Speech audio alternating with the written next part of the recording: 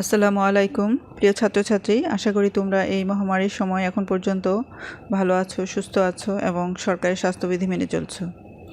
গণপ্রজাতন্ত্রী বাংলাদেশ সরকারের শিক্ষা মন্ত্রণালয়ের নির্দেশ মোতাবেক দিনাজপুর সরকারি কলেজের সুযোগ্য অধ্যক্ষ মহোদয় স্যারের নির্দেশনায় অর্থনীতি বিভাগের বিভাগীয় প্রধান স্যারের তত্ত্বাবধানে একাদশ দ্বাদশ শ্রেণীর জন্য পরিচালিত অনলাইন ক্লাসে তোমাদেরকে আবারও স্বাগতম। আমি জাহেদা পারভিন, সহযোগী অধ্যাপক, অর্থনীতি বিভাগ, দিনাজপুর সরকারি কলেজ, দিনাজপুর। আজ আমি একাদশ দ্বাদশ শ্রেণীর অর্থনীতি দ্বিতীয় পত্রের তৃতীয় অধ্যায় বাংলাদেশের শিল্পের উপর আলোচনা করব। এটা আমার এই অধ্যায়ের উপর তৃতীয় ক্লাস। আজকের আলোচনায় তোমরা বাংলাদেশের অর্থনীতিতে ক্ষুদ্র কুটির শিল্পের গুরুত্ব বর্ণনা করতে পারবে, বাংলাদেশের কুটির শিল্পের সমস্যাবলী ও সমাধানের উপায় সম্পর্কে জানতে পারবে, বৃহদায়তন শিল্পের সুবিধা ও অসুবিধাসমূহ বর্ণনা করতে পারবে, বাংলাদেশের রপ্তানিমুখী শিল্প সম্পর্কে জ্ঞান লাভ করতে পারবে, বাংলাদেশের অর্থনীতিতে রপ্তানিমুখী শিল্পের গুরুত্ব বর্ণনা করতে পারবে, রপ্তানিমুখী পাট শিল্পের গুরুত্ব, সমস্যা, সমাধান ও ভবিষ্যৎ সম্ভাবনা সম্পর্কে জানতে পারবে। এখন শিক্ষণফল অনুযায়ী প্রথম যে বিষয়, বাংলাদেশের অর্থনীতিতে ক্ষুদ্র কুটির শিল্পের গুরুত্ব বর্ণনা করা হবে। আমার দ্বিতীয় ক্লাসে ক্ষুদ্র কুটির শিল্প সম্পর্কে বিস্তারিত ধারণা দেওয়া আছে। তোমরা জানো, কুটির শিল্প বলতে সেই ধরনের শিল্পকে বোঝায় যেখানে স্বল্প মূলধন, দেশি কাঁচামাল এবং হালকা যন্ত্রপাতির ব্যবহার হয় এবং এটা পরিবারের সদস্যদের দ্বারা নিজ গৃহে পরিচালিত হয় এবং এখানে পরিবারের বাইরের বহিরাগত শ্রমিকদের কর্মসংস্থানের সুযোগ কম থাকে। উদাহরণ হিসাবে আমরা মৃৎশিল্প, বাঁশের তৈরি পণ্য, পাটের পণ্য, নকশি কাঁথা, অলংকার, শতরঞ্জি, ম্যাট ইত্যাদি বলতে পারি। অন্যদিকে ক্ষুদ্র শিল্পে হালকা যন্ত্রপাতির মাধ্যমে বিদ্যুৎ শক্তির ব্যবহার দ্বারা পরিচালিত হয়। সেখানে বহিরাগত শ্রমিকের কর্মসংস্থানের সুযোগ থাকে এবং এটা আয়তনে অপেক্ষাকৃত বড় হয় এবং এখানে মালিকানা পরিবারের বাইরের সদস্যদের মধ্যেও থাকতে পারে। উদাহরণ হিসাবে আমরা তাঁত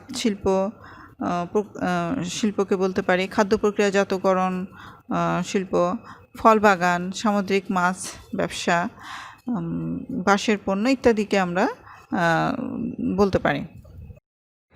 বাংলাদেশের অর্থনৈতিক উন্নয়নে ক্ষুদ্র ও কুটির শিল্প গুরুত্বপূর্ণ ভূমিকা পালন করে। আমরা এখন ক্ষুদ্র কুটির শিল্পের গুরুত্ব পয়েন্ট আকারে আলোচনা করব। প্রথমত, কর্মসংস্থান বৃদ্ধি। বাংলাদেশে কৃষির ক্ষেত্রে বিভিন্ন জায়গায় এখনও স্বল্প প্রযুক্তি, মৌসুমি বেকারত্ব এবং ছদ্মবেশী বেকারত্ব এই ধরনের সমস্যা দেখা দেয় এবং এর কারণে বেকার সমস্যাও থাকে। তো ক্ষুদ্র কুটির শিল্প যদি গ্রামেগঞ্জে তৈরি হয় তাহলে সেই ক্ষেত্রে কর্মসংস্থানের সুযোগ সৃষ্টি হবে এবং এই সমস্যার অনেকখানি সমাধান করা সম্ভব। কৃষিতে জনসংখ্যার চাপ হ্রাস। আমরা জানি যে কৃষিতে ছদ্মবেশী বেকারত্ব থাকে, সে কারণে যদি ক্ষুদ্র কুটির শিল্প স্থাপন করা যায় তাহলে সেক্ষেত্রে এই চাপটা কিছুটা হলেও কমানো সম্ভব। বিনিয়োগের সুবিধা। ক্ষুদ্র কুটির শিল্প যেহেতু স্বল্প মূলধনের প্রয়োজন হয়, সেই কারণে এখানে বিনিয়োগের সুবিধা বেশি এবং খুব সহজেই অল্প পুঁজি নিয়েই এই শিল্প স্থাপন করা যায় এবং এতে উৎপাদনও ভালোই লক্ষ্য করা যায়। স্ত্রীলোকের কর্মসংস্থানের সৃষ্টি। আমরা জানি আমাদের দেশের মেয়েরা অধিক ক্ষেত্রেই পর্দাশীল এবং তারা ঘরের বাইরে পুরুষের সাথে কাজ করতে অনেক ক্ষেত্রেই চায় না। তো সেই কারণে যদি কুটির শিল্প থাকে এবং কুটির শিল্প যেহেতু পারিবারিক আবহে এটা উৎপাদিত হয়, সেই কারণে এখানে স্ত্রীলোকদের পক্ষে ঘরে কাজ করে সম্ভব। জীবনযাত্রার মান উন্নয়ন। ক্ষুদ্র কুটির শিল্পের মাধ্যমে অধিক লোকের কর্মসংস্থান হয় এবং আমরা জানি যে আমাদের দেশে প্রায় অর্ধেকই নারী, এবং সেই কারণে যদি মহিলাদের কর্মসংস্থানের সুযোগ সৃষ্টি হয় তাহলে অবশ্যই তাদের আয় বাড়বে এবং এক্ষেত্রে জীবনযাত্রার মানও বৃদ্ধি পাবে। সম্পদের সুষম বন্টন। বৃহদায়তন শিল্প ক্ষেত্রে দেখা যায় যে পুঁজিপতি শ্রেণী বা মালিকের সংখ্যা কম থাকে এবং শ্রমিকের সংখ্যা অনেক, কিন্তু এই মালিকদের হাতে আবার একটা সম্পদের একটা বিরাট অংশ তাদের হাতে কেন্দ্রীভূত থাকে এবং সেই কারণে দেখা যায় যে এখানে অর্থনৈতিক বৈষম্য অনেক বেশি লক্ষ্য করা যায়। কিন্তু সেই তুলনায় যদি ক্ষুদ্র কুটির শিল্প স্থাপন করা যায় এবং এটা গ্রামে গঞ্জে অনেক মানুষের মধ্যে এটা করা সম্ভব হয় এবং তাহলে দেখা যাবে যে এই সম্পদটা কুক্ষিগত হবে না, সম্পদের সুষম বন্টন সম্ভব হবে।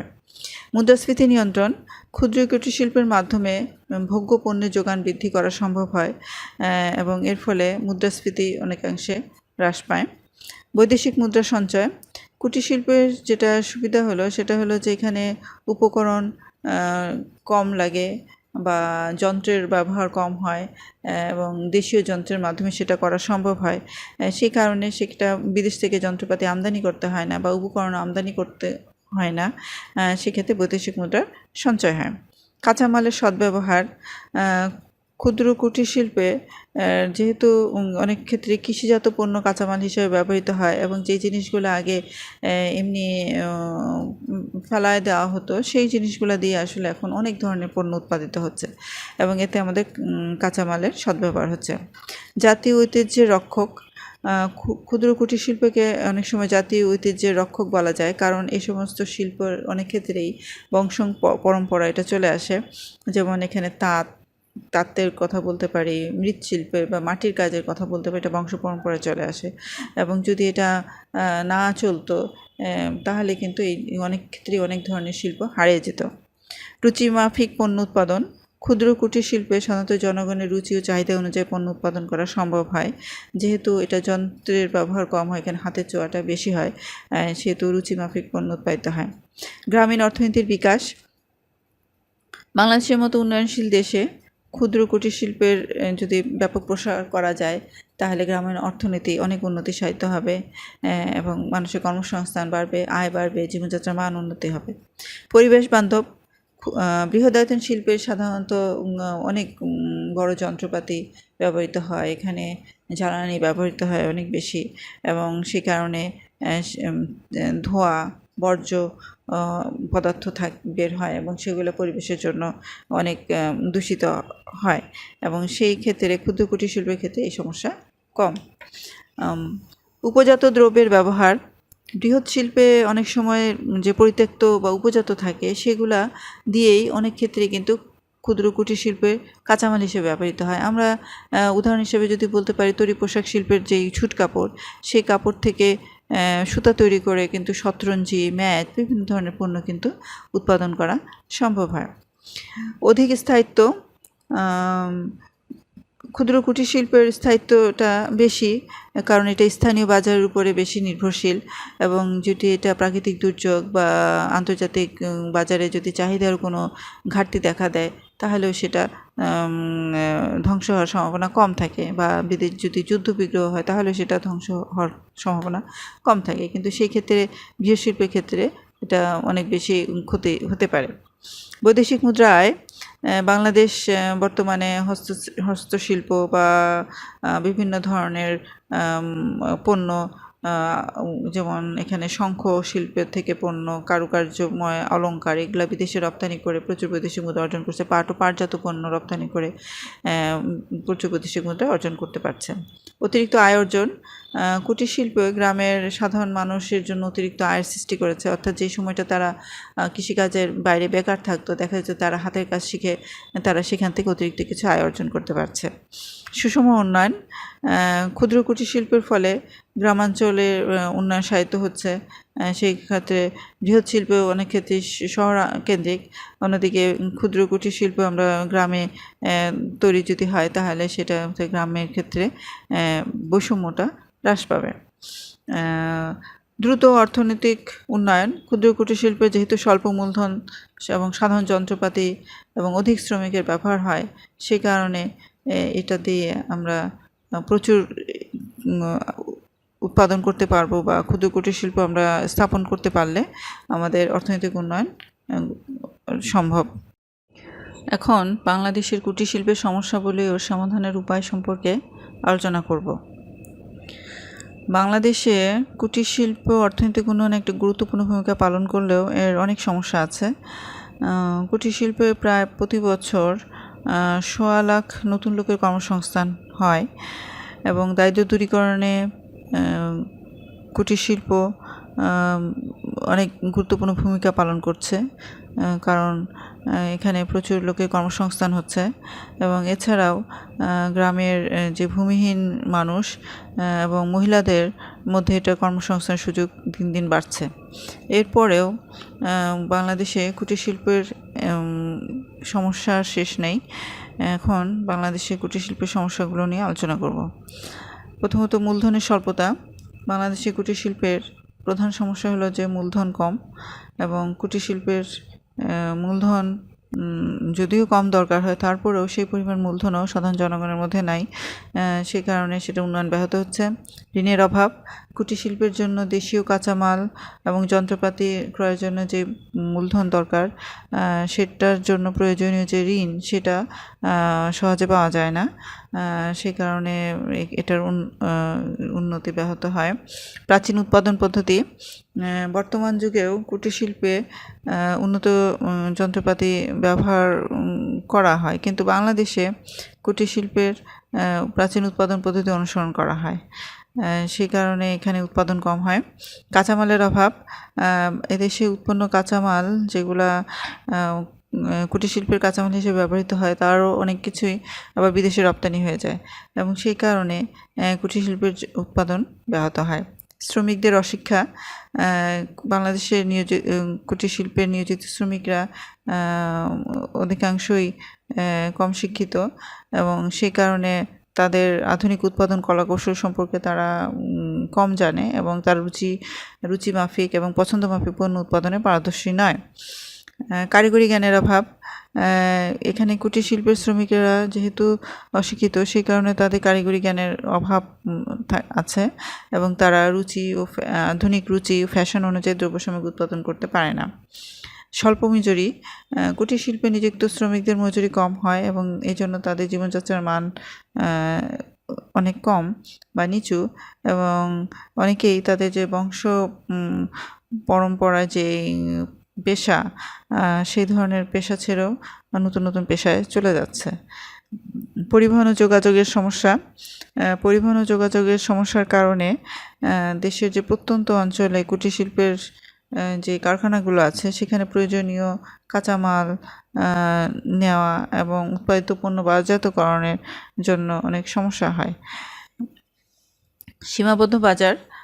দিন দিন কুটির শিল্পের বাজার সংকীর্ণ হচ্ছে, কারণ বৃহৎ শিল্পের সাথে প্রতিযোগিতা করে তারা টিকে থাকতে পারছে না, কারণ বৃহৎ শিল্পের উৎপাদন অনেক বেশি হয় কিন্তু কুটির শিল্পের উৎপাদন কম হয়। অপর্যাপ্ত শক্তি সম্পদ। পর্যাপ্ত শক্তি সম্পদের অভাব আছে আমাদের দেশে এবং গ্রামাঞ্চলে দেখা যায় যে এখানে বিদ্যুতের অভাব দেখা দেয়। তো সেই কারণেই এইটা কুটির শিল্পের উৎপাদন ব্যাহত হয়। নিম্নমানের পণ্য দ্রব্য। কুটির শিল্পের শ্রমিকেরা যেহেতু প্রাচীন পদ্ধতিতে দ্রব্য সামগ্রী উৎপাদন করে থাকে, সেই কারণে তাদের পণ্যের মান দিন দিন হ্রাস পাচ্ছে এবং পণ্যের চাহিদাও কমে যাচ্ছে। মধ্যবর্তী দালালদের প্রভাব। কুটির শিল্পে যেহেতু শ্রমিক এবং মালিক উভয়ই অশিক্ষিত বা কম শিক্ষিত থাকে, সে কারণে তারা উৎপাদিত পণ্য সরাসরি ক্রেতাদের নিকট বিক্রয় না করে মধ্যবর্তী দালালদের নিকট কম দামে দ্রব্য বিক্রি করে দেয় বা করতে বাধ্য হয়। এক্ষেত্রে তারা ন্যায্য মূল্য থেকে বঞ্চিত হয়, এই জন্য তাদের আয়ও কম থাকে। সরকারি সহযোগিতার অভাব।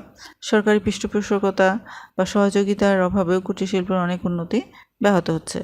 বিদেশি পণ্যের অবাধ আমদানি।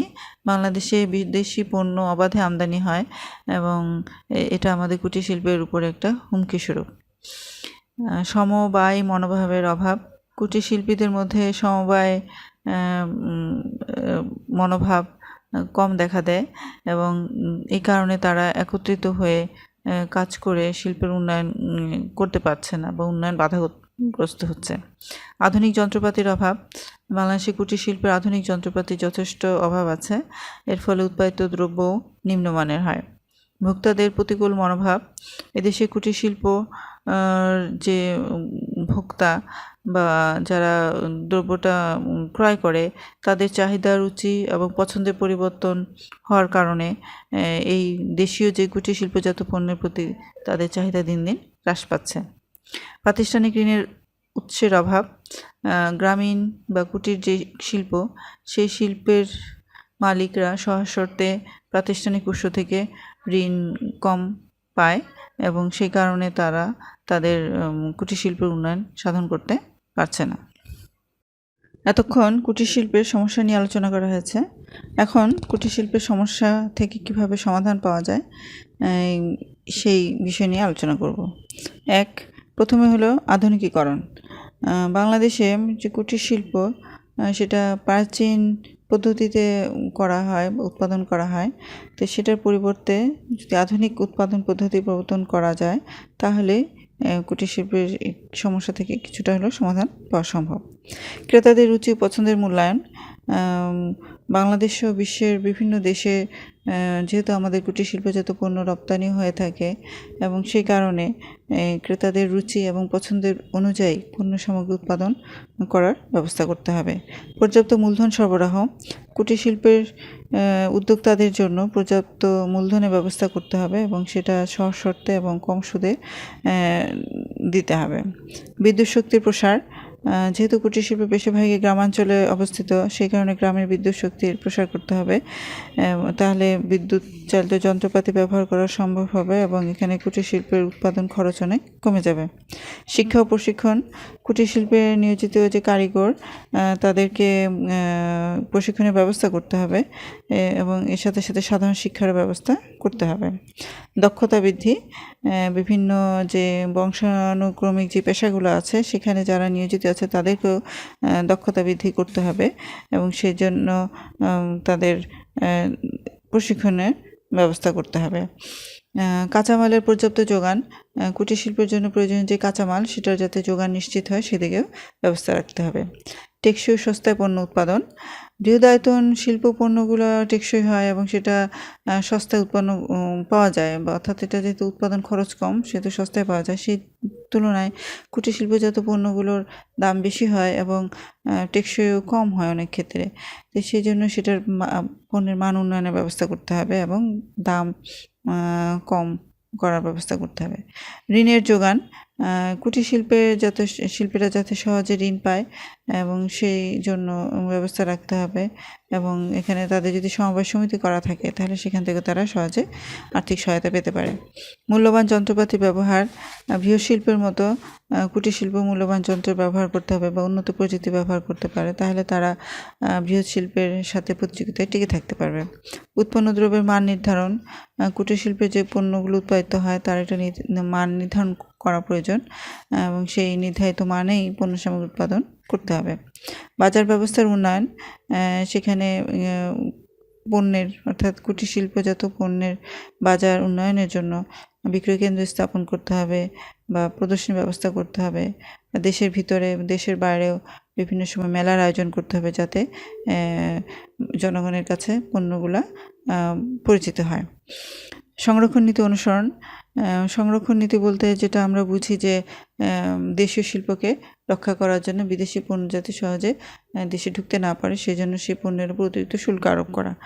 তো সেই ক্ষেত্রে এখানে কুটির শিল্পকে রক্ষা করার জন্য সরকার বিদেশি পণ্য উপরে ওই ধরনের আর কি পণ্যের উপরে শুল্ক আরোপ করতে পারে যাতে নাকি কুটির শিল্পটা রক্ষা পায়। ব্যাপক প্রচার। শিল্পজাত পণ্যের জনপ্রিয়তা বৃদ্ধির জন্য রেডিও, টেলিভিশন, সংবাদপত্র এই সমস্ত ক্ষেত্রে ব্যাপক প্রচার ব্যবস্থা করতে হবে। পরিবহন ব্যবস্থার উন্নয়ন। কুটির শিল্পের উন্নয়নের জন্য দেশের যে পরিবহন ব্যবস্থা সেটার উন্নয়ন করতে হবে যাতে তারা সহজে কাঁচামাল পেতে পারে বা তাদের উৎপাদিত পণ্যগুলো সহজে ক্রেতাদের কাছ পর্যন্ত পৌঁছাতে পারে। বিশেষত ব্যাংক প্রতিষ্ঠা।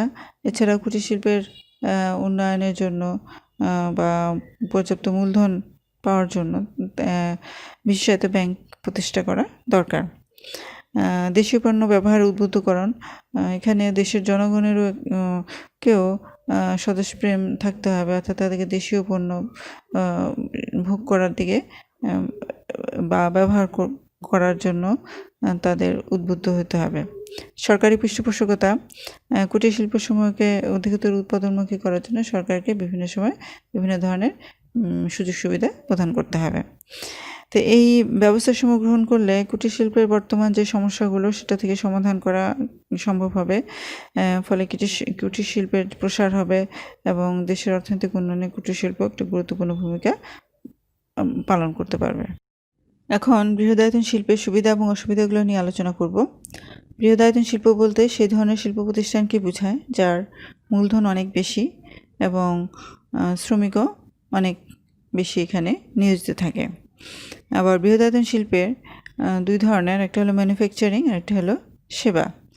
এবং বাংলাদেশে এই দুই ক্ষেত্রেই যে সমস্ত শিল্পগুলো আছে সেগুলোর মধ্যে যেমন আছে শ্রমঘন মধ্যে যেমন তৈরি পোশাক, এছাড়া বস্ত্র, পাট, কাগজ, সার, সিমেন্ট, চিনি, চা, সাবান, ডিটারজেন্ট, চামড়াজাত দ্রব্যতে এই সমস্ত শিল্পগুলোই প্রধান। বৃহদায়তন শিল্প মাধ্যমে যেহেতু উৎপাদন এখানে খরচটা কম হয়, গড় খরচ কম হয় এবং এখানে অধিক পরিমাণ দ্রব্য উৎপাদন করা সম্ভব হয়, এই জন্য এই সমস্ত পণ্যের চাহিদা দিন দিন বৃদ্ধি পাচ্ছে এবং এটা পণ্যগুলো মানুষের কাছে কম দামে বা সহজে এটা যোগান দেওয়া সম্ভব হয়। বৃহদায়তন শিল্প প্রতিষ্ঠান যে সমস্ত সুবিধাগুলো ভোগ করে সেগুলো হলো শ্রম বিভাগের সুবিধা। বৃহদায়তন উৎপাদন ব্যবস্থায় যেহেতু সমগ্র উৎপাদন পদ্ধতিটাকে কয়েকটি ভাগে ভাগ করা যায় এবং এক্ষেত্রে শ্রমিকদের দক্ষতা অনুযায়ী তাদেরকে সেই কাজটা বন্টন করে দেওয়া হয় এবং এর ফলে উৎপাদন ব্যয় হ্রাস পায় এবং উৎপাদনের পরিমাণও বৃদ্ধি পায়। পর্যাপ্ত মূলধন সংগ্রহ, বৃহদায়তন প্রতিষ্ঠান সহজেই ব্যাংক এবং অন্যান্য আর্থিক প্রতিষ্ঠান থেকে প্রচুর পরিমাণে মূলধন সংগ্রহ করতে পারে। উন্নত উৎপাদন কৌশল ব্যবহারের সুবিধা, বৃহদায়তন প্রতিষ্ঠানের মূলধন যেহেতু অনেক বেশি সেহেতু তারা যুগোপযোগী আধুনিক প্রযুক্তি গ্রহণ করতে পারে। ক্রয়ের সুবিধা, বৃহদায়তন প্রতিষ্ঠান যেহেতু বিপুল পরিমাণ পণ্য সামগ্রী উৎপাদিত হয় সেই কারণে কাঁচামাল অনেক বেশি দরকার হয় এবং তারা একসাথে অনেক পণ্য ক্রয় করে দেখে এটা কম খরচে ক্রয় করতে পারে এবং তাদের পরিবহন খরচও কম হয়, এর ফলে উৎপাদন ব্যয় কমে যায়। বিক্রয়ের সুবিধা, বৃহদায়তন প্রতিষ্ঠানে যেহেতু কম সময়ে কম খরচে ভালো মানের পণ্য উৎপাদন করতে পারে সেই কারণে সে সমস্ত পণ্যের চাহিদা দিন দিন বৃদ্ধি পায় এবং পণ্যের বাজারও প্রসার লাভ করে। ঝুঁকির পরিমাণ হ্রাস, বৃহদায়তন প্রতিষ্ঠানে দেখা যায় যে তারা শুধুমাত্র একটা পণ্য উৎপাদন করে না, তাদের বিভিন্ন ধরনের উৎপাদনকারী প্রতিষ্ঠান থাকে এবং এর ফলে একটা ক্ষতিগ্রস্ত হলেও অন্যটা দিয়ে তারা সে ক্ষতি পূরণ করে নিতে পারে। প্রচার সুবিধা, এখানে বৃহদায়তন প্রতিষ্ঠানে ভোক্তাদের আকৃষ্ট করার জন্য তারা বিজ্ঞাপন প্রচার করতে পারে এবং এর ফলে তাদের প্রচার বেড়ে যায় এবং বাজার বৃদ্ধি পায়, অর্থাৎ চাহিদা বাড়ে এবং পণ্য বিক্রি বেশি হয়। উপজাত দ্রব্যের ব্যবহার, বৃহদায়তন শিল্প প্রতিষ্ঠান উৎপাদনের যে পরিমাণ উপজাত সৃষ্টি হয়, অর্থাৎ তাদের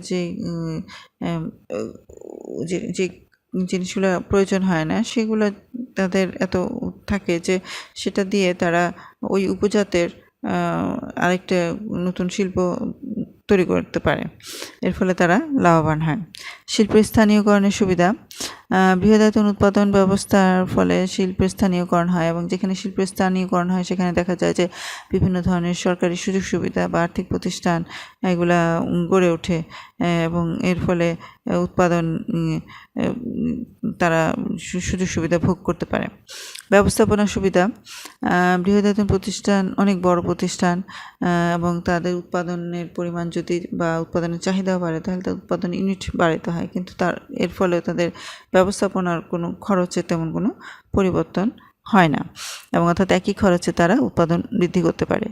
দক্ষ কর্মকর্তা কর্মচারী নিয়োগ, বৃহদায়তন প্রতিষ্ঠানের প্রতি মানুষের আস্থাটা বেশি থাকে, এই কারণে এখানে শ্রমিক নিয়োগ বা কর্মকর্তা কর্মচারী নিয়োগের ক্ষেত্রে তারা সুবিধা ভোগ করে বা মানুষজন সেখানে কাজে আগ্রহী হয়। বিশেষীকরণের সুবিধা, এই প্রতিষ্ঠানগুলোতে ভিন্ন ভিন্ন অংশ তাদের উৎপাদন করা হয় আলাদা আলাদাভাবে, এবং সেই কারণে দেখা যায় যে সেই আলাদা আলাদা অংশের দক্ষতা বেশি হয়, এবং এই ক্ষেত্রে পুরো শিল্পটাই উপকৃত হয়। সরকারি সাহায্য। বৃহদায়তন শিল্পের প্রসার লাভ করার জন্য সরকারের পক্ষ থেকে বিভিন্ন ধরনের সুযোগ সুবিধা দেওয়া হয়, যেমন এগুলোতে কর রেয়াত থাকতে পারে, ভর্তুকি, এই ধরনের সুযোগ সুবিধা দেওয়া হয়। এর ফলে উৎপাদন ব্যয় হ্রাস পায়। গবেষণার সুবিধা। বৃহদায়তন শিল্প প্রতিষ্ঠান উৎপাদনের জন্য তাদের বা উৎপাদনের মান বাড়ানোর জন্য, পণ্যের মান বাড়ানোর জন্য দেখা যায় যে তারা গবেষণার জন্য আলাদা ইউনিট থাকে তাদের, এবং এখানে তারা অর্থ ব্যয় করতে পারে। এই হলো বৃহদায়তন শিল্প প্রতিষ্ঠানের সুবিধাসমূহ। বৃহদায়তন শিল্প প্রতিষ্ঠান একদিকে যেমন সুবিধা ভোগ করে থাকে, ঠিক তেমনি এর কিছু অসুবিধাও আছে। পরিচালনার অসুবিধা।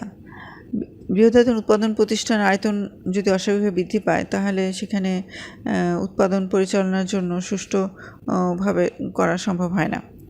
মূলধনের স্বল্প যোগান। বৃহদায়তন উৎপাদন প্রতিষ্ঠানে প্রচুর মূলধন দরকার হয়, এবং এর জন্য যে ব্যাংক এবং আর্থিক প্রতিষ্ঠান আছে সেখান থেকে ঋণ সংগ্রহ করা অনেক ক্ষেত্রে সম্ভবপর হয় না। এছাড়া সুদের হার অত্যধিক বেশি, যদিও বর্তমান সরকার সুদের হারটাকে ডাবল ডিজিট থেকে 1 ডিজিটে আনার কথা বলেছেন, তারপর সেটা অনেক ক্ষেত্রেই কার্যকর হচ্ছে না। শ্রমিক মালিক সম্পর্ক ভালো না। এই ধরনের প্রতিষ্ঠানে শ্রমিক এবং মালিকের সম্পর্ক ভালো থাকে না, এবং দেখা যায় যে কোনো কিছুতেই, যেহেতু শ্রমিকের সংখ্যা অনেক বেশি, এবং একটু ভুল বোঝাবুঝি হলেই ধর্মঘট, লকআউট এই সমস্ত লেগে থাকে। অপচয়। বৃহদায়তন শিল্প প্রতিষ্ঠানের একা মালিকের পক্ষে সব কিছু দেখা সম্ভবপর হয় না, এবং এর ফলে শ্রমিকেরা অনেক ক্ষেত্রে দেখা যায় যে কাজে অবহেলা করে এবং জিনিসপত্র প্রচুর অপচয় করে। দ্রব্যের পর্যাপ্ত বা অপর্যাপ্ত চাহিদা। দ্রব্যের চাহিদা যদি সীমাবদ্ধ হয়, অর্থাৎ অল্প চাহিদার ক্ষেত্রে বা বাজার যদি ছোট হয়, তাহলে সেই ক্ষেত্রে বৃহদায়তন উৎপাদন সম্ভব না। রুচিসম্মত উৎপাদন অসম্ভব। বৃহদায়তন উৎপাদনে একই প্রকার দ্রব্য যেহেতু উৎপাদন হয়, প্রচুর উৎপাদন হয়, এবং সেখানে মানুষের রুচি পছন্দ অনুযায়ী পণ্য উৎপাদন করা সম্ভব না। একচেটিয়া কারবার সৃষ্টি। বৃহদায়তন প্রতিষ্ঠানে অনেক সময় সমজাতীয় পণ্য উৎপাদনকারী প্রতিষ্ঠানগুলো একত্রিত হয়ে যেটাকে বলা হয় যে যোগ সাজস করে একচেটিয়া কারবার সৃষ্টি করতে পারে, অর্থাৎ তারা দ্রব্যমূল্য অস্বাভাবিক বৃদ্ধি করতে পারে, এতে জনগণ ক্ষতিগ্রস্ত হয়। ধনবৈষম্যের সৃষ্টি। বৃহদায়তন প্রতিষ্ঠান যত প্রসার লাভ করবে, দেশের সম্পদ মুষ্টিমেয় কিছু ধনিক শ্রেণী বা শিল্পপতির হাতে কুক্ষিগত হবে, এর ফলে ধনবৈষম্যের সৃষ্টি হবে। অধিক উৎপাদন সমস্যা। বৃহদায়তন প্রতিষ্ঠানের বাজার চাহিদার অপেক্ষা যদি শিল্প পণ্যের যোগান অনেক বেশি বেড়ে যায়, তাহলে অতি উৎপাদন দেখা দেয়, এবং এর ফলে প্রতিষ্ঠান ক্ষতিগ্রস্ত হয় বা অর্থনীতিতে মন্দা সৃষ্টি হতে পারে। ঝুঁকিবহুল কারবার। যদি এই সমস্ত বড় প্রতিষ্ঠানের একটু ভুলের জন্য দেখা যায় যে প্রতিষ্ঠান আর্থিক ক্ষতির সম্মুখীন হতে পারে। উৎপাদন খরচ বৃদ্ধি। এরূপ প্রতিষ্ঠানে দ্রব্য বিক্রয়ের জন্য বিজ্ঞাপন খরচ অনেক বেশি হয়, অর্থাৎ প্রচার খরচটা বেশি হয়, এর ফলে দ্রব্যমূল্য বেড়ে যায়, এবং এই মূল্যটা আসলে আলটিমেটলি ভোক্তাদের কাছ থেকেই নেওয়া হয় দাম বাড়িয়ে। অস্বাস্থ্যকর পরিবেশের জন্ম। বৃহদায়তন প্রতিষ্ঠানের জন্য আশেপাশে শ্রমিকদের বাসস্থানের ব্যবস্থা করতে হয়, এবং এর ফলে সেখানে বস্তি এলাকা গড়ে ওঠে এবং পরিবেশ দূষিত হয় এবং অস্বাস্থ্যকর পরিবেশের সৃষ্টি হয়। বৃহদায়তন উৎপাদনের অসুবিধার তুলনায় সুবিধাই বেশি, তাই বর্তমান সময়ে বৃহদায়তন শিল্প উৎপাদনের ব্যাপক প্রসার ঘটেছে এবং জনপ্রিয়তাও বৃদ্ধি পাচ্ছে। এছাড়া আমাদের দেশ একটি অধিক জনবহুল একটি দেশ, এবং এই দেশের জনসংখ্যাকে কাজে লাগানোর জন্য বা কর্মসংস্থানের সুযোগ সৃষ্টির জন্য অবশ্যই বৃহৎ শিল্পর দরকার, এবং বৃহৎ শিল্প ছাড়া তাদেরকে কর্মসংস্থানের সুযোগ করা সম্ভব না। এছাড়া একটা দেশের অর্থনৈতিক উন্নয়নের জন্য বৃহৎ শিল্প অধিক গুরুত্বপূর্ণ। আমরা যদি মার্কিন যুক্তরাষ্ট্র, Canada, England, Japan, Italy, Germany এই সমস্ত শিল্পোন্নত দেশগুলোর ইতিহাসের দিকে তাকাই, তাহলে দেখব যে এই দেশের দ্রুত অর্থনৈতিক উন্নয়নের পিছনে বৃহৎ শিল্পের অবদান উল্লেখযোগ্য। এখন রপ্তানিমুখী শিল্প সম্পর্কে আলোচনা করব। রপ্তানিমুখী শিল্প সম্পূর্ণরূপে বৈদেশিক বাজার ভিত্তিক শিল্প, যার প্রধান উদ্দেশ্যই হলো রপ্তানি আয় বৃদ্ধি করা। আমরা জানি উন্নত দেশসমূহ উন্নত দেশের সাথে সবসময় বাণিজ্যে ক্ষতিগ্রস্ত হয়, কারণ দীর্ঘদিন যাবৎ দেখা যায় যে উন্নত দেশ শিল্পজাত দ্রব্য উৎপাদন করে এবং রপ্তানি করে থাকে এবং তারা কাঁচামাল উন্নত দেশ থেকে আমদানি করে থাকে। একদিকে যেমন শিল্পজাত দ্রব্যের মূল্য দ্রুত বাড়ে, কিন্তু কৃষিজাত পণ্য বা কাঁচামালের মূল্য তেমন বাড়ে না, ফলে বৈদেশিক বাণিজ্যে উন্নত দেশসমূহ সবসময় ক্ষতিগ্রস্ত হয়। এই অবস্থায় 1950 সালের দিকে ল্যাটিন আমেরিকার দেশসমূহ এবং পাকিস্তানে আমদানি বিকল্পকরণ প্রক্রিয়া গ্রহণ করা হয়, কিন্তু বৈদেশিক বাণিজ্য এই নীতি ব্যর্থতায় পর্যবেসিত হয়, কারণ এর দ্বারাও উন্নত দেশসমূহ তেমন লাভবান হয়নি। তো বাণিজ্যের আপেক্ষিক সুবিধা তত্ত্ব বা হেক্সা-রোলিন তত্ত্ব অনুসারে দেশীয় সম্পদ ব্যবহার করে বিশ্ববাজারে প্রতিযোগিতামূলকভাবে বিক্রি করলে লাভবান হওয়া সম্ভব। এমন নীতিতে বিশ্বাসী হয়ে 1960 সালে কোরিয়া, তাইওয়ান, হংকং এবং 90 দশকের দিকে ইন্দোনেশিয়া, মালয়েশিয়া, বাংলাদেশ রপ্তানি ভিত্তিক উন্নয়ন প্রক্রিয়া গ্রহণ করে, যেখানে দেশের কাঁচামাল প্রক্রিয়াজাতকরণ করে বিদেশে রপ্তানি বৃদ্ধির জন্য প্রচেষ্টা নেওয়া হয়। রপ্তানিমুখী শিল্পায়ন কৌশল বাস্তবায়নের জন্য কিছু কৌশল ঠিক করা হয়, যেমন অভ্যন্তরীণ সঞ্চয় বিনিয়োগ সৃষ্টি করা, কৃষিতে দ্রুত প্রবৃদ্ধি উৎপাদনশীলতা বৃদ্ধি করা, জনসংখ্যার প্রবৃদ্ধি দ্রুত হ্রাস করা, দক্ষ শিক্ষিত জনগোষ্ঠী ও কার্যকর জনপ্রশাসন তৈরি করা, নির্দিষ্ট সংখ্যক শিল্পে ভর্তুকি প্রদান করা, বাস্তব গবেষণার সম্প্রসারণ, রপ্তানি পণ্যের বাজারজাতকরণ প্রতিষ্ঠান স্থাপন ও সরকারি বেসরকারি প্রতিষ্ঠানের মাঝে তথ্যের আদান প্রদান, বিনিয়োগযোগ্য ঋণের সুদের হার হ্রাস করা, বিবিধ রপ্তানি প্রক্রিয়াকরণ অঞ্চলকে শক্তিশালীকরণ এবং আরও নতুন নতুন অঞ্চল প্রতিষ্ঠাকরণ। এই লক্ষ্যে বাংলাদেশে 8টি রপ্তানি প্রক্রিয়াকরণ অঞ্চল স্থাপন করা হয়, যেমন Uttara EPZ, Adamjee EPZ, Comilla EPZ, Chittagong EPZ, Karnaphuli EPZ, Ishwardi EPZ, Dhaka EPZ আর মংলা ইপিজেড। এই রপ্তানি প্রক্রিয়াকরণ অঞ্চলগুলোতে শতকরা 100% বিদেশি বা অনাবাসী বাংলাদেশি বিনিয়োগ করতে পারে, আবার যৌথ উদ্যোগেও বিনিয়োগ হতে পারে। এখানে বিদেশি ও স্থানীয় বিনিয়োগকারী থাকতে পারে, আবার শতকরা 100% দেশি বিনিয়োগকারী এখানে বিনিয়োগ করতে পারে। তবে ইপিজেডের ভিতরে শিল্প ইউনিটের উৎপন্ন পণ্যের 10% পণ্য প্রযোজ্য শুল্ক ও কর প্রদান সাপেক্ষে দেশের অভ্যন্তরে রপ্তানি করা যায়, আর ইপিজেড অঞ্চলের বাইরে অবস্থিত শতকরা 100% রপ্তানিমুখী শিল্প তাদের শতকরা 20% পণ্য প্রযোজ্য শুল্ক ও কর প্রদান সাপেক্ষে স্থানীয় বাজারে বিক্রি করতে পারে। এছাড়াও অগ্রাধিকার খাতের অধীনে রপ্তানিমুখী শিল্পগুলোকে বিশেষ সুবিধা ও ঝুঁকি তহবিল গঠন করা হয় বা সহায়তা প্রদানের ব্যবস্থা করা হয়।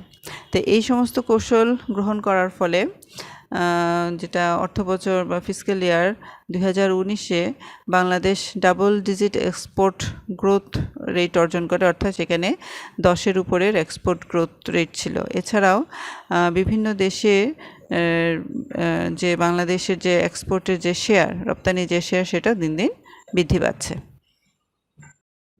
রপ্তানিমুখী শিল্পায়নকে আমরা এইভাবে সংজ্ঞায়িত করতে পারি: সম্পূর্ণরূপে বিদেশের বাজারে রপ্তানির উদ্দেশ্যে দেশে যে শিল্প প্রতিষ্ঠান গড়ে ওঠে বা রপ্তানির উদ্দেশ্যে শিল্পায়নকেই রপ্তানিমুখী শিল্পায়ন বলে। রপ্তানিভিত্তিক শিল্পায়ন প্রক্রিয়া হলো বহির্দৃষ্টি প্রদানমূলক শিল্পায়ন প্রক্রিয়া।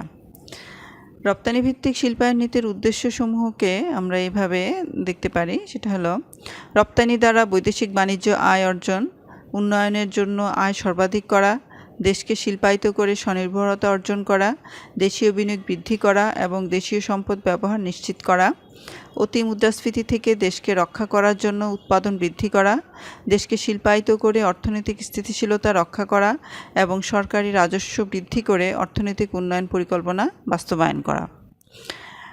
রপ্তানিমুখী শিল্পায়নের জন্য কয়েকটি বিষয় আমাদেরকে বিবেচনায় রাখতে হয়। সেগুলো হলো নিজ দেশের উৎপাদিত পণ্য প্রতিযোগী দেশসমূহের সাথে উৎপাদন ক্ষেত্রে তুলনামূলক ব্যয় সুবিধা অর্থাৎ কম্পারেটিভ কস্ট অ্যাডভান্টেজ ভোগ করে কিনা সেই বিষয়টি বিবেচনায় রাখতে হবে। বিভিন্ন দেশের জনগণের চাহিদার বৈচিত্র্য, বাজার ব্যবস্থা, জনগণের জীবনযাত্রার মান প্রভৃতি সম্পর্কে অবহিত হওয়া, আন্তর্জাতিক মানের শিল্পায়নের পরিবেশ সৃষ্টি, উন্নত প্রযুক্তি আহরণ, দেশি বিদেশি পুঁজি আহরণ, দক্ষ উদ্যোক্তা সৃষ্টি, সুনিপুণ শ্রমশক্তি, মূলধনী দ্রব্য ও কাঁচামালের সহজলভ্যতা এবং সরকারের পৃষ্ঠপোষকতা ইত্যাদি ব্যবস্থা থাকতে হবে। প্রয়োজনে স্বল্প, মধ্য ও দীর্ঘমেয়াদী পরিকল্পনা, বিভিন্ন দেশ ও আঞ্চলিক জোটের সাথে বাণিজ্যিক চুক্তি সম্পাদন, উপযুক্ত শুল্ক ব্যবস্থা, গণতান্ত্রিক সমাজ ব্যবস্থায় রাজনৈতিক স্থিতিশীলতা ও সামাজিক নিরাপত্তা, এই বিষয়গুলো বিবেচনায় রাখতে হবে। এখানে শিল্পজাত রপ্তানি পণ্যের তালিকা, মোট রপ্তানি $1,000,000 ডলারে এবং মোট রপ্তানির অংশ 2016-17 অর্থ বছরের হিসাবে একটা তথ্য দেওয়া আছে। তৈরি পোশাক $14,393 মিলিয়ন, রপ্তানির অংশ হলো 43%, নিটওয়্যার $13,757 মিলিয়ন, আর মোট রপ্তানির 41%, রাসায়নিক দ্রব্য $140 মিলিয়ন, মোট রপ্তানির 0.4%, প্লাস্টিক সামগ্রী $117 মিলিয়ন, মোট রপ্তানির 0.4%, চামড়া ও চামড়াজাত পণ্য $1,234 মিলিয়ন, মোট রপ্তানির 4%, হস্তশিল্প $14 মিলিয়ন, মোট রপ্তানির 0.04%, পাট ও পাটজাত পণ্য $963 মিলিয়ন, মোট রপ্তানির 3%, হোম টেক্সটাইল মোট রপ্তানির হলো $799 মিলিয়ন, আর রপ্তানির অংশ হলো 2%, পাদুকা $241 মিলিয়ন, আর মোট রপ্তানির 1%, সিরামিক সামগ্রী $39 মিলিয়ন, মোট রপ্তানির 0.1%, প্রকৌশল দ্রব্য $689 মিলিয়ন, যা মোট রপ্তানির 2%, এবং অন্যান্য শিল্পজাত পণ্য $899 মিলিয়ন আয়, আর মোট রপ্তানির 3%। এবং এই তথ্যগুলো নিয়ে এখানে একটি পাই চার্ট করা আছে। এই পাই চার্টের মাধ্যমে তোমরা খুব সহজেই এই বিভিন্ন পণ্য সামগ্রী থেকে কত % রপ্তানি আয় আসছে সেটার চিত্রটা তোমরা সহজে বুঝতে পারবে। এখানে আমরা সর্বশেষ যে 5 বছরের প্রধান রপ্তানিজাত পণ্যের একটা তালিকা দেখতে পাচ্ছি, এবং এটা 2014, 15, 16, 17, 18, 17, 18 এবং 18-19 এই অর্থ বছরের থেকে মোট রপ্তানি বিভিন্ন পণ্যের রপ্তানি আয় দেখানো আছে। এবং এখানে দেখা যাচ্ছে যে কিছু কিছু পণ্যের ক্ষেত্রে রপ্তানি আয় বেড়েছে, আবার কিছু কিছু ক্ষেত্রে রপ্তানি আয় কমেছে। এবং এখানে আমরা বিভিন্ন দেশ থেকে বাংলাদেশের মোট রপ্তানি আয়ের কী পরিমাণ এবং কত অংশ আসে তার একটি তথ্য দেওয়া আছে। এখানে আমরা 2017-18 অর্থ বছর এবং 2018-19 অর্থ বছরের একটি তুলনামূলক তথ্য দেখতে পাচ্ছি। এবং এই তথ্যগুলো নিয়ে একটা পাই চার্ট করা আছে, যেখান থেকে মোট 2018-19 অর্থ বছরে বিভিন্ন দেশ থেকে মোট রপ্তানি আয়ের শতকরা কত অংশ এসেছে তা দেখানো হয়েছে। যেমন ইউএসএ থেকে 17%, জার্মানি থেকে 2%, UK 10%, France 5%, Netherland 3%, Canada 20%, Italy 4%, Spain 6%, Belgium 2%, তুর্কি 1% এবং অন্যান্য দেশ থেকে 30%। এবং এখানে আমরা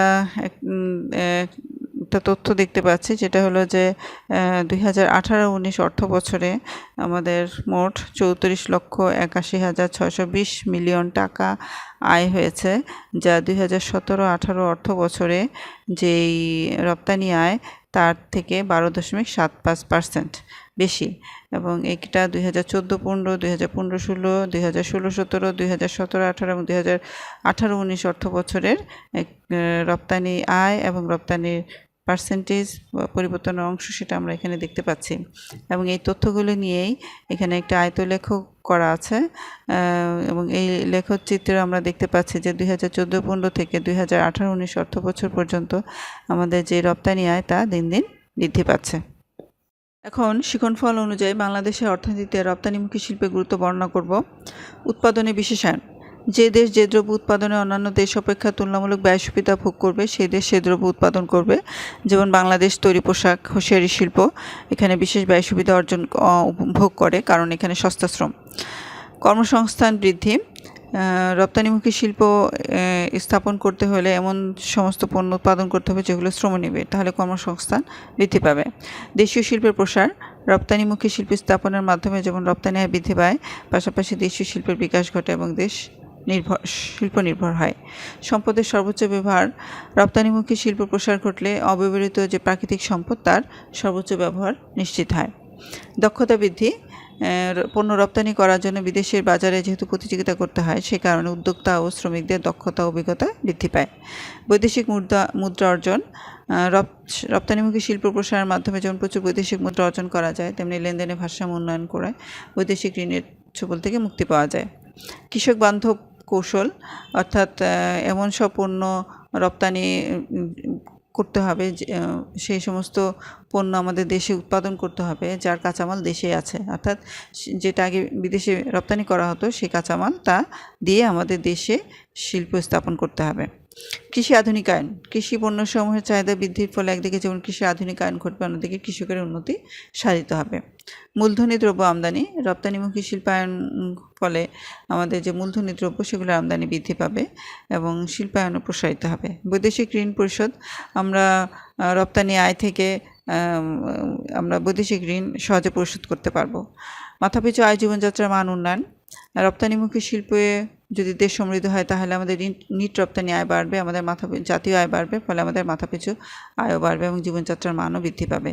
দেশের মর্যাদা বৃদ্ধি, আমরা জানি যে শিল্পোন্নত দেশগুলোর সুনাম এবং মর্যাদা বিশ্বব্যাপী, যেমন জাপান, যুক্তরাষ্ট্র, চীন, জার্মানি, যুক্তরাজ্য, ঠিক তেমনি যদি বাংলাদেশেও শিল্পোন্নত দেশ হতে পারে তাহলে অবশ্যই বাংলাদেশের মর্যাদা বৃদ্ধি পাবে। বাংলাদেশ সরকার শিল্পনীতি 2016-তে টেকসই অর্থনৈতিক উন্নয়নের জন্য রপ্তানিমুখী শিল্পকে অগ্রাধিকার প্রদান করেছে এবং এর জন্য রপ্তানিমুখী শিল্পের পরিবহন সুবিধা বৃদ্ধির লক্ষ্যে অভ্যন্তরীণ এবং আন্তর্দেশীয় যোগাযোগ ব্যবস্থা জোরদার, শিল্পে যেমন বিনিয়োগ আকৃষ্ট করার জন্য বাণিজ্যিক উৎপাদন শুরুর বছর হতে একটি নির্দিষ্ট সময়, যেমন ন্যূনতম 3 বছর পর্যন্ত বিভিন্ন প্রণোদনার ব্যবস্থা করেছে। এর মধ্যে যেমন হলো রপ্তানিমুখী শিল্প প্রতিষ্ঠান কর্তৃক আমদানিকৃত মূলধনী যন্ত্রপাতি ও খুচরা যন্ত্রাংশ আমদানির ক্ষেত্রে সরকার কর্তৃক নির্ধারিত রেয়াত শুল্ক হারে আমদানির সুযোগ থাকবে। রপ্তানি পণ্যের জন্য সরকার কর্তৃক নির্ধারিত হারে শুল্ক প্রত্যাপন সুবিধা। পশ্চাৎ সংযোগ নিশ্চিত করার লক্ষ্যে রপ্তানিমুখী তৈরি পোশাক, চামড়া ও পাট শিল্প সহ অন্যান্য স্থানীয় কাঁচামাল ব্যবহারকারী এই রপ্তানিমুখী শিল্পকে সুযোগ সুবিধা প্রদান। সবুজ প্রযুক্তিতে উদ্ভাবিত বৈচিত্র্যপূর্ণ পাট পণ্য ও পাট মিশ্রিত পণ্য সংশ্লিষ্ট শিল্পকে রপ্তানিমুখী শিল্প হিসেবে গণ্য করা। আঞ্চলিক বাণিজ্য চুক্তি যেমন সাপটা, আপটা, বিমস্টেক, D8 এগুলোর সক্ষমতা বৃদ্ধি এবং রপ্তানি পণ্যের দাম বিশ্ববাজারে প্রতিযোগী করার জন্য পণ্য উৎপাদনে আধুনিক প্রযুক্তি ব্যবহার এবং পণ্যের গুণগত মান বৃদ্ধির জন্য সরকার ব্যবস্থা করছে। পাট বাংলাদেশের অন্যতম প্রধান অর্থকরী ফসল। বিশ্বে প্রধান পাট উৎপাদনকারী দেশ এবং পাটজাত দ্রব্য রপ্তানিতে বাংলাদেশের সুখ্যাতি আছে। পাট থেকে চট, বস্তা, কার্পেট, থলি, দড়ি, ত্রিপল, তাঁবু, সোফার গদি, কভার, পর্দা, গালিচা এবং অন্যান্য শৌখিন দ্রব্য উৎপাদন করা হয় এবং এই সমস্ত পণ্য বিদেশে রপ্তানি করে প্রচুর বৈদেশিক মুদ্রা অর্জন করা হয়। বিশ্বের প্রধান পাট উৎপাদনকারী দেশ হলেও 1951 সালের পূর্বে পর্যন্ত বাংলাদেশে কোনো পাটকল স্থাপিত হয় নাই। 1951 সালে নারায়ণগঞ্জে প্রথম পাটকল, যেটা আদমজী পাটকল, প্রতিষ্ঠিত হয় এবং বর্তমানে সরকারি বেসরকারি মালিকানায় পাটকলগুলো পরিচালিত হচ্ছে। বর্তমানে BJMC, যেটা বাংলাদেশ জুট মিলসের অধীনে, পাটকলের সংখ্যা 26। তারপরেও রাষ্ট্রীয় মালিকানায় পরিচালিত পাটকলগুলো অদক্ষতা এবং লোকসানের কারণে অনেকগুলো বন্ধ ঘোষণা করা হয়েছে এবং বর্তমানে কিছু পাটকলগুলো, সরকারি মালিকানার পাটকলগুলো বেসরকারি মালিকানা বা PP আওতায় ছেড়ে দেওয়ার সিদ্ধান্ত নেওয়া হয়েছে। পৃথিবীব্যাপী পাটজাত দ্রব্যের চাহিদা 1988 থেকে 90-এর তুলনায় 1998 থেকে 2000 সময়ে 16% কমেছে। এর প্রধান কারণ হলো সিনথেটিক ফাইবার আবিষ্কার এবং যেহেতু সিনথেটিক ফাইবারের মূল্য দিন দিন কম হচ্ছে এবং চাহিদা বৃদ্ধি পাচ্ছে, এর ফলে পাট ও পাটজাত দ্রব্যের চাহিদা হ্রাস পাচ্ছে। তবে আসার কথা হলো সিনথেটিক ফাইবার পরিবেশের গত বিবেচনায় এটা ক্ষতিকর হয়। পাটের গুরুত্ব দিন দিন বৃদ্ধি পাচ্ছে এবং প্রাকৃতিক গ্যাসের জনপ্রিয়তা বৃদ্ধি এবং পরিবেশ বান্ধব হয়। জাতিসংঘ 2009 সালকে প্রাকৃতিক আঁশ বর্ষ ইয়ার অফ ন্যাচারাল ফাইবার ঘোষণা করে। এবং এছাড়াও বাংলাদেশ পাটের জিনের রহস্য আবিষ্কার করেছে এবং এর জন্য বাংলাদেশের পাট শিল্পের ভবিষ্যৎ অনেক উজ্জ্বল। এবং শুধু আভ্যন্তরীণ বাজারে না, আন্তর্জাতিক বাজারেও পাটের চাহিদা এবং বিশেষ করে পলিথিন ব্যাগ যদি সম্পূর্ণ নিষিদ্ধ ঘোষণা করা যায় তাহলে পাটজাত দ্রব্যের উৎপাদন ও বিপণনে বাংলাদেশ অনেক সাফল্য অর্জন করবে। আমরা জানি এদেশে প্রায় 25 লক্ষ একর জমিতে প্রতি বছর প্রায় 90 লক্ষ বেল পাট উৎপাদিত হয়। এদেশের কৃষিখাতে নিয়োজিত শ্রমশক্তি শতকরা 48% শ্রমিক পাট শিল্পের নিয়োজিত এবং আমাদের মোট রপ্তানি আর শতকরা 3% পাট ও পাটজাত রপ্তানি থেকে অর্জিত হয়। এখন বাংলাদেশে পাট শিল্পের গুরুত্ব বর্ণনা করব। প্রথমে কর্মসংস্থান। বাংলাদেশে পাট শিল্পের চাষাবাদের সাথে প্রায় 50 লক্ষ লোক এবং 2 লক্ষ শ্রমিক পাট শিল্প ও পাট ব্যবসার সাথে জড়িত। বৈদেশিক মুদ্রা অর্জন। প্রতি বছর বাংলাদেশে প্রায় 70 থেকে 90 লক্ষ বেল পাট উৎপন্ন হয় এবং পাট ও পাটজাত দ্রব্য রপ্তানি করে মোট রপ্তানি আয়ের প্রায় 3% উপার্জন করে। শিল্পের কাঁচামাল। পাট থেকে উৎপাদিত যে সুতা, চট, তার দ্বারা উন্নত মানের যেমন পাটের সুতা, কাপড়, জিওজুট, থলে, নার্সারি পট, ফাইল কভার, মাদুর এগুলো তৈরি হয়। এবং এছাড়া পাটকাঠি থেকে যেমন পার্টেক্স বোর্ড, বেড়া, জ্বালানি, পানের বরজে এগুলো ব্যবহৃত হয়। অর্থাৎ পাটের বহুবিধ ব্যবহার আমরা লক্ষ্য করি। দূষণমুক্ত পরিবেশ। প্লাস্টিকের ব্যাগ বা এই জাতীয় ব্যাগ পরিবেশের জন্য ক্ষতিকর এবং পাটজাত পণ্য পরিবেশের জন্য হুমকি স্বরূপ নয় এবং এটা হলো পচনশীল দ্রব্য। সে কারণে পলিথিন ব্যাগের পরিবর্তে যদি পাটের ব্যাগ তৈরি করা হয় এবং এটার ব্যবহার ব্যাপকভাবে করা যেতে পারে তাহলে অবশ্যই একটা দূষণমুক্ত পরিবেশের সৃষ্টি হবে। পাট শিল্পের অধিক গুরুত্ব থাকা সত্ত্বেও বাংলাদেশে পাট শিল্পের বিভিন্ন সমস্যা রয়েছে, যেমন উৎপাদন খরচ বৃদ্ধি। বাংলাদেশে পাট ও পাটজাত পণ্য উৎপাদনে খরচ আগের তুলনায় অনেক বেশি, কিন্তু সেই তুলনায় পাটের যে মূল্য সেটা কম, এর ফলে পাট চাষিরা হতাশ। উৎপাদন ও বন্টন সমস্যা। পাট চাষিরা পাট পণ্য বিপণন বা মূল্য নির্ধারণের ক্ষেত্রে বিভিন্ন রকম জটিলতার সম্মুখীন হয় এবং এছাড়াও পাটজাত পণ্য বা পাট সংরক্ষণের অভাবের কারণে উৎপাদনকারী কৃষকরা সঠিক মূল্য পায় না। পাটের মূল্য সমস্যা। যেহেতু পাটের গুণগত মান, আভ্যন্তরীণ এবং আন্তর্জাতিক বাজারে পাটের চাহিদার উত্থান পতন, এই সমস্ত কারণে পাটের মূল্য উত্থান পতন লক্ষ্য করা যায় এবং সেই কারণে পাটের সঠিক মূল্য পাট চাষিরা পায় না। প্রাতিষ্ঠানিক ব্যবস্থাপনা। বাংলাদেশে পাটকলগুলোর ব্যবস্থাপনা প্রায় অদক্ষ এবং দুর্নীতিপরায়ণ এবং এর সাথে আছে যেমন আধুনিক যন্ত্রপাতির অভাব, বিদ্যুৎ সংকট, তারপর শ্রমিকের অসন্তোষ। এই কারণে পাটের ক্ষেত্রে বাংলাদেশে এখনও ভালো করতে পারছে না। মূলধন ও উদ্যোক্তার অভাব। পরিবেশ বান্ধব হিসেবে পাট শিল্পের ভবিষ্যৎ অনেক, কিন্তু এখানে বৃহদায়তন ব্যবস্থায় উৎপাদনের জন্য যে পরিমাণ মূলধন দক্ষ উদ্যোক্তা দরকার সেটা আমাদের দেশে এখনও অভাব রয়েছে। পণ্য বহুমুখীকরণ। নাইলন, প্লাস্টিক সামগ্রী এগুলোর বহুমুখী ব্যবহার আছে, কিন্তু সেই তুলনায় পাট বা পাটজাত পণ্যের বহুমুখী ব্যবহার এখনও সরকারি বেসরকারি পর্যায়ে উদ্যোগ গ্রহণ করা হয়নি। মধ্যবর্তী ব্যবসায়ীদের উপস্থিতি। পাটজাত পণ্য বা পাটকে বাজারজাত করানোর জন্য এখানে মধ্যবর্তী যেমন ব্যাপারী, ফড়িয়া, দালাল তাদের আধিক্য লক্ষ্য করা যায় এবং এর জন্য পাট সাথে জড়িত যে শ্রমিকরা তারা এখান থেকে কম মূল্য পায়। মান নির্ধারণের সমস্যা। বাংলাদেশে বিভিন্ন জেলায় পাট বিভিন্ন রকম হয় এবং তাদের মানের ক্ষেত্রে বিভিন্ন রকম পার্থক্য দেখা দেয়, এই জন্য পাটের মূল্য নির্ধারণের সমস্যা দেখা দেয়। বিকল্প দ্রব্যের উপস্থিতি। পাটজাত পণ্যের বিকল্প বিভিন্ন পণ্য আবিষ্কারের ফলে সেখানে বাংলাদেশের রপ্তানি ক্ষেত্রে বিভিন্ন জটিলতা দেখা দিয়েছে। মজুতকরণের সমস্যা। বাংলাদেশে পাটের প্রাথমিক যে বাজারগুলোতে পাট সংরক্ষণে উপযুক্ত পরিবেশ নাই, গুদামঘরের অভাব আছে। বাজার তথ্য সরবরাহের সমস্যা, যেমন সঠিক তথ্য বা যেটা সরকারি একটা তথ্য ভাণ্ডার, সেখান থেকে পাটের সঠিক বাজার, আন্তর্জাতিক অবস্থা সেই সম্পর্কে সঠিক তথ্য এখানে পাওয়া যায় না। বিভিন্ন দেশে পাট উৎপাদন, একসময় বাংলাদেশে প্রধান পাট উৎপন্নকারী দেশ ছিল, কিন্তু বর্তমানে Bharat, Thailand, Myanmar, Brazil, Taiwan এই সমস্ত দেশে উন্নত মানের পাট উৎপাদন হচ্ছে। আধুনিক উৎপাদন কাঠামো, বর্তমানে বিশ্বায়নের যুগে উন্নত যেই আধুনিক পরিবেশ এবং সেই সাথে তাল মিলিয়ে যে পাটের যে দৃষ্টিনন্দন ভাবে তার পণ্য উৎপাদন, সেগুলার পৃষ্ঠপোষকতার অভাব আছে, সেই কারণে বাজার সম্প্রসারণ কম হচ্ছে। প্রতিকূল বাণিজ্য শর্ত, পাট কৃষিজাত পণ্য হওয়ার কারণে এখানে বাণিজ্যের শর্তে পাট থেকে প্রতিকূল থাকে, এই কারণে আন্তর্জাতিক বাজারে পাট ও পাটজাত দ্রব্য থেকে বাংলাদেশ ন্যায্য মূল্য পায় না। এখন পাট শিল্পের সমস্যার সমাধানের উপায় নিয়ে আলোচনা করব।